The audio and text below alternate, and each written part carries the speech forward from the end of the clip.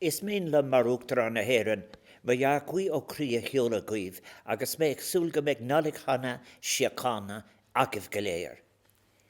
Is maithigan wit an nolig seo, go bhfuil daine an áitina ar fud an dam, ag dal an lecle canílachatá ó fásach ar fad de bhar cogu nó a bheith diabra as an áitina dúchas.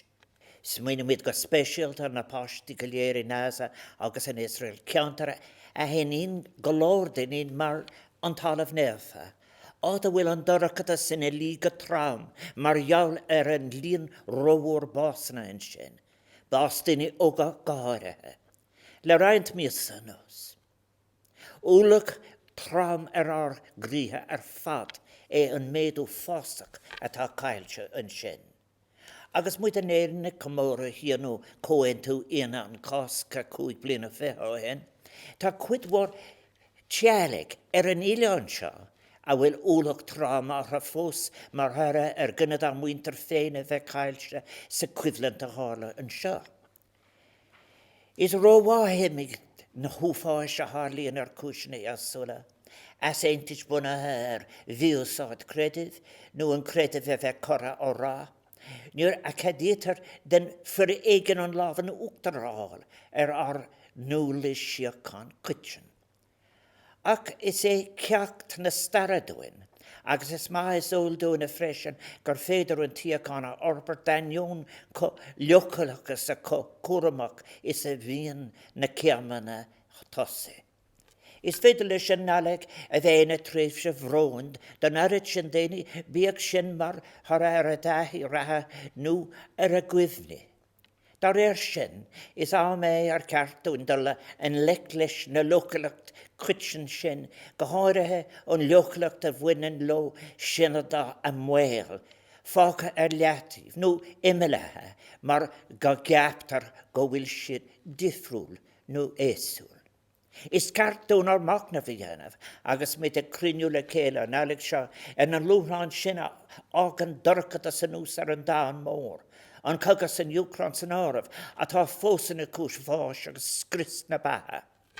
Mearíon líon na marmh dúin in ácuimhlant an costa sa bhína gceist nuair a cailtar an spás cuitin sin don treilóireacht, nuair a bhíon mí úsáid cúchta a gceist, agus mearíonn si freisin an tábhacht mór a bhainean le héadéil na siacána a corcan cín.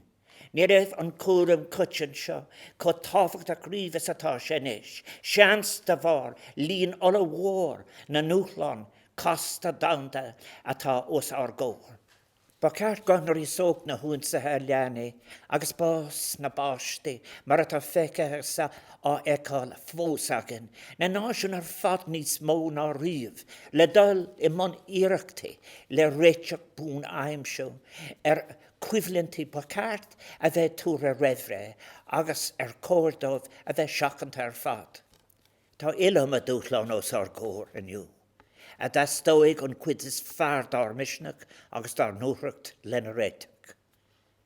Cos ceanarí damda le céile an bhí seo, ag copfathe sa hoc, cógáil na náisiún éantathe athrú éráide don bhríon fés trí. Le haig thuairt an nearcéim éráide ag tá ag dal in alcas. Tá muid ag crossbóthar tábhachtach sa caithfír bhealach seo. Áit an lítar oren ganga leis an mádóra aimsú ríis, agus a ágan gur gáúin fad ahrathe ríhabhachtal agus fiúntacha a dhéanamh nach gné dar saoil. Tá ráhan is látar na aon ceann raheh tucha in imach na bliana seo, ag ardrú ní na séintena Antonio Guterres. Bhín riachtanis pránacha háin, a bheith ná rire faoi ar nealtanis agus ar núlgas go níomhartha fiúntacha lárach. Baga chun cían ó focail bhíilse le tabist cóghail agus sóisialta a hacant. Le rion an tara atá rénethar ráide agus ar cailúntna bheith agsúlacht le céile an gátáin sellh áil an éthúr heilóireacht dar ire córáinse del dan an lec leis an ghearcéim cuitin. Caithfidh níos mó na leiscéile bheith i gceist sna moltaí le dal an leclanna bhfuil á caiiliúnt agus an damáiste atá dhéanamh den náisiún atá an bhfuil forbartha. Élíonn sé teamatas le cabhró le heathlánú le roinnt na hacfanna agus cúta bheáláthar a cabhróigh le inistíocht freigrach nuálach a chuirigh síalta an fáis agus an athlánathe a rís de cuid den na Saronic Dánda is locally dá bhfuil an.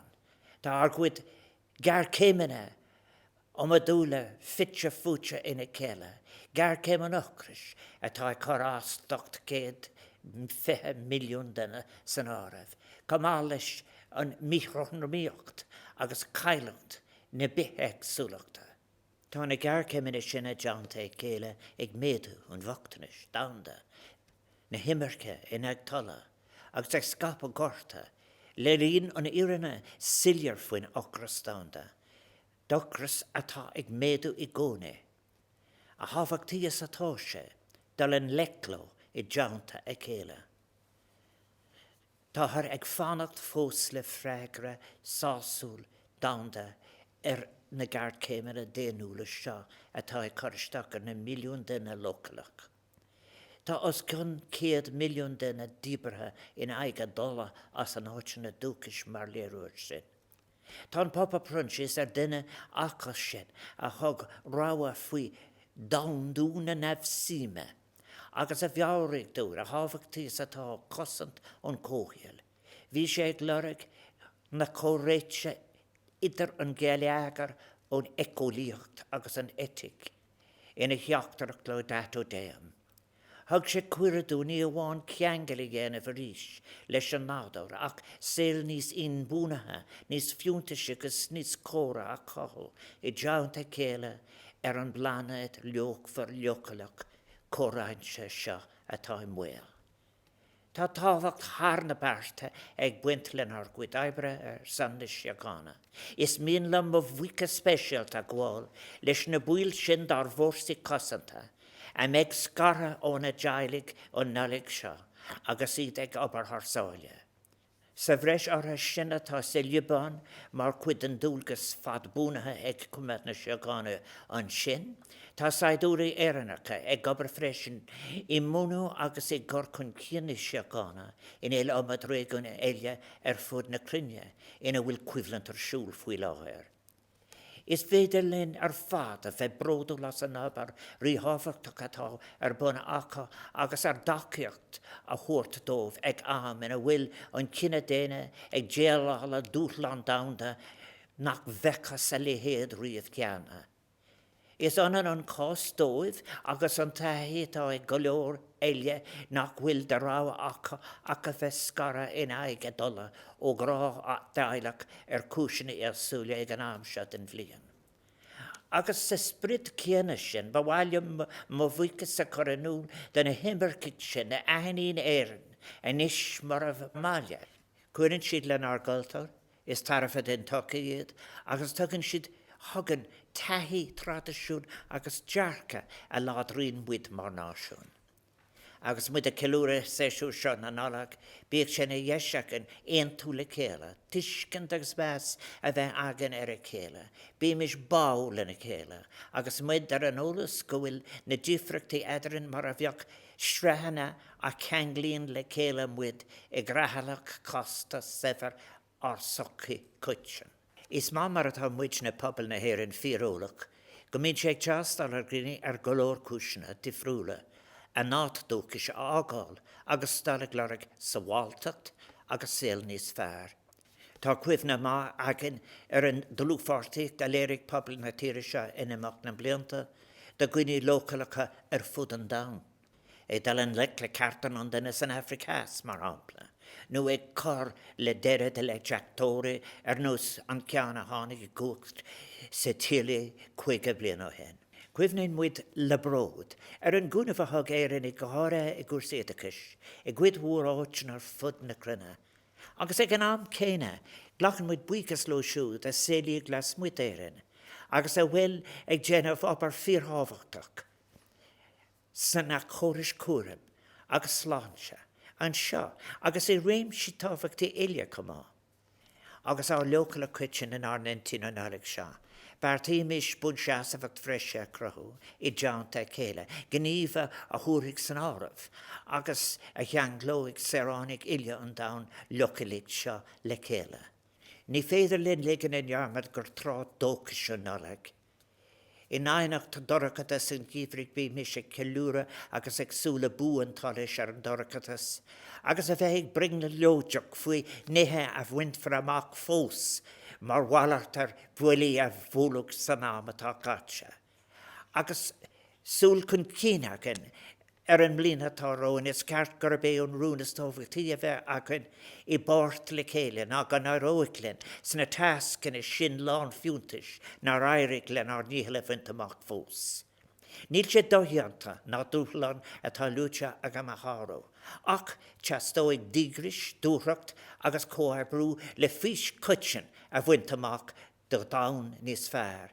Genemis ar níhil le difriocht fiúntach a dhéanamh ag legan níos na dúchráite go de hácaí cuitin, níos geile ina meid cóir, cóbhá agus inmhúntacht I réim. Guim nálig hana siacánta agus eflín lán dóchas teachlánta agus sása fer éirinnig sa bhaile agus a géin, agus a siút a cónín agus a naibrún lo. Nálig hana díobh go léir is ber gach bannacht don blian nua is don tácaí.